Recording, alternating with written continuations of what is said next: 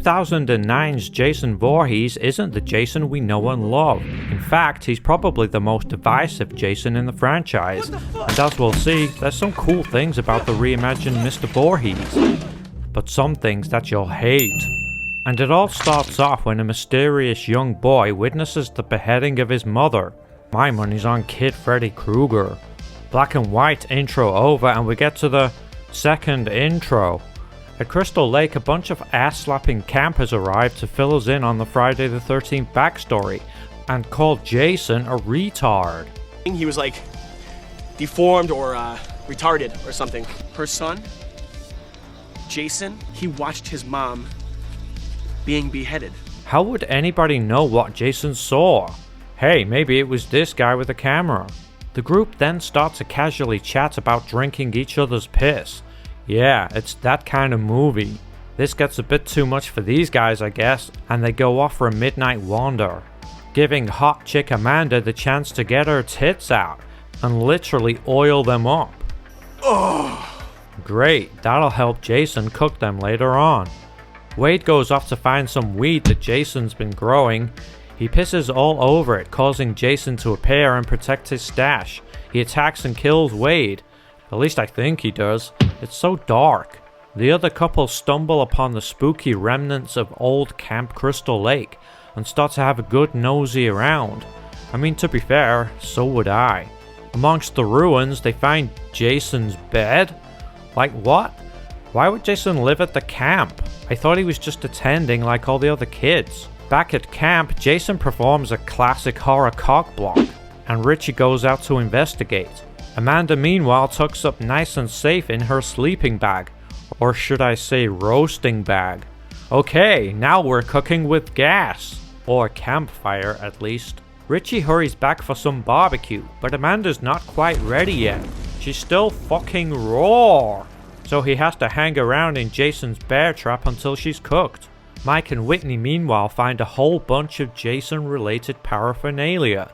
Jason's little trike, Jason's favorite door. They even find Jason's glory hole, where he likes to put his head. His mom's head. Why? What did you think I meant? Suddenly, Jason attacks from beneath the floor. Mike's caught in the foot whilst Whitney sensibly takes refuge in Jason's bath. The floor is lava, Mike. Vicious fucking lava. Whitney legs it back to Camp Flaming's sleeping bag and snaps off a piece of crispy fried Amanda. Whitney, please, help! Richie's still waiting around for barbecue, but Jason cuts him down with an epic kill, before turning his attention to Whitney. Well, so much for those guys. Nice work, Jason. Second intro over, and we get to the third intro. No wait, I think it's the main story this time. We got some new kids arriving at this Uber Chad's family lake house. So Jason just wrecked the shit out of some campers, but the family Chad, who own a house right next to Crystal Lake, have been coming here for years without incident. There's also this guy Clay who's looking for his sister. He checks the store and nearly gets into a fight with Uber Chad. He then checks the Texas Chainsaw Massacre. Nope, not in there.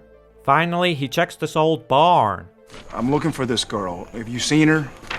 I ain't seen her though. Wow, what a pointless scene. Back at the lake house and holy shit, it's Clay again. Is he just going door to door visiting all the movie's characters? Jenna invites him in because, you know, he got on so well with Chad. So tensions rise and dumbass Jenna then gets pissed at Chad? What the fuck did you think was going to happen? These two hate each other more than a vegan hates Jason's barbecue. Back at the barn again, and the noise interrupts Donnie from licking porno mags. He finds his old girlfriend upstairs. I shit you not. Remember when you took my virginity? Luckily, Jason spares us from such horrific sights and attacks. Jason loses his cloth mask in the struggle before slicing Donnie's throat with the machete. Jason crouches to pick up his old rag, but something catches his eye. As much as I love the hockey mask, the visual nod to Sackhead Jason from Friday Part 2 was cool too. Out on Crystal Lake, some of the Chadites take Chad's boat out for a naked water ski. Honestly, It's one of the greatest scenes ever filmed. Chelsea eventually bails though, and Hunter Jason takes out Nolan the Chadite with a bow. Ow! The boat then dangerously careens towards Chelsea and then fucking runs her over. It's fucking epic. She hides under a jetty, but Jason stabs her in the head with his trusty machete. He then lifts her up so we can get one last look at her amazing tits. Thanks, buddy. Jenna and Clay are searching the desolate remains of Camp Crystal Lake. Great survival instincts, Jenna. I mean, Clay could be a porno mag licking mannequin boning degenerate. They spot Jason coming back with Chelsea's body in tow, so they get the fuck out of there. But dumbass Jenna triggers one of Jason's alarms, and in some tunnels underneath the campgrounds we see that Clay's sister, Whitney, is alive and being held prisoner by Jason? All because she sorta looks like his mom. You know, I've actually been kind of loving the more realistic survivalist interpretation of Jason so far, as it's really just a modern extension of Jason in Part 2, you know, where he lives in the shack. However, I don't know about you, but kidnapping seems a step too far out of character for me. Back at Ranch Chad, everyone's getting wasted, and Chewie breaks Chad's dad's chair. That's actually pretty fun to say, Chad's dad. Chewie goes to the shed to get some tools to fix the chair, and gets in the only joke of the movie that isn't gross or obscene. Poor people call this a house. Jesus Christ. Too bad he gets killed by Jason though. Meanwhile, Chad and Bree get hot and heavy upstairs. Your tits are stupendous. Amen, Chad. I mean, if there's one thing this movie's doing right.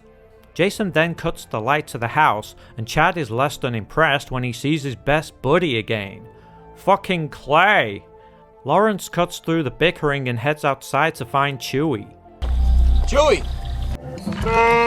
No, the Asian guy, not the Wookiee. I'm impressed that he thought about using a pan as a shield, but then he completely fucks up by dropping it and looking in the freezer for some reason. Chewie's body falls down and Jason strikes. Lawrence stabs Jason and whacks him in the head before running outside.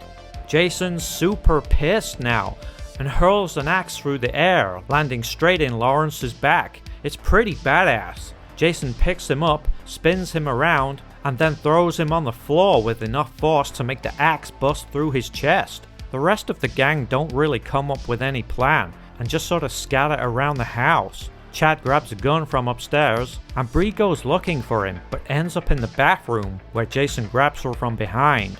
Assumedly he got in through the open window, and was careful and graceful enough not to knock any shit over. Jason impales the horny Bree on, well, a set of horns. The cops arrive in time for once, but the group's joy is short-lived when Jason jumps down from behind and impales the cop through the eye.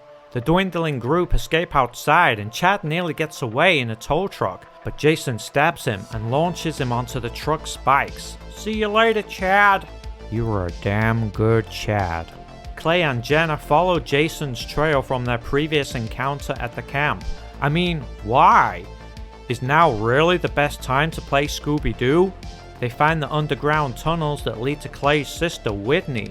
Shit, I totally forgot about her. Clay manages to free Whitney just before Jason bears down on them, and they all escape.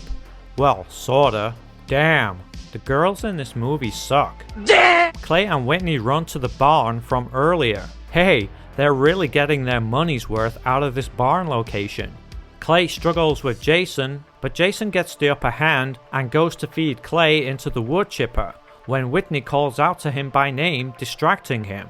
Kinda like a shit version of Friday Part 2's ending.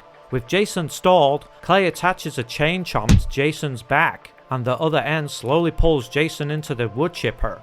Jason resists, however, but is finished off by his own machete. Like, I don't understand why the chipper stops pulling him in, and doesn't grind him to shit. They then dump Jason's body in Crystal Lake, rather than leaving it as evidence for the police. Who the fuck do you think they're gonna blame for everyone's death? Good luck in court when you're babbling on about a hockey mask wearing monster. Fucking idiots. On paper, Friday the 13th, 2009 looks like the perfect Friday movie. There's some great kills, decent kill count, and it goes OTT on the TITS. The thing is though, it doesn't really do anything better than the movies it mashes together. Part 1 sets the backstory better, Part 2 does the final girl better, and I mean way better. Part 3 does 3D better, I guess. And Part 4 has Tommy Jarvis, but at least it's still got Jason in it. I mean, imagine if they made an Evil Dead movie without Ash Williams. You got perfect nipple placement, baby. You got perfect nipple placement, baby. You got perfect nipple placement, baby. You got perfect nipple placement, baby. You got perfect nipple placement, baby. You got perfect nipple placement, baby. You got perfect nipple placement, baby.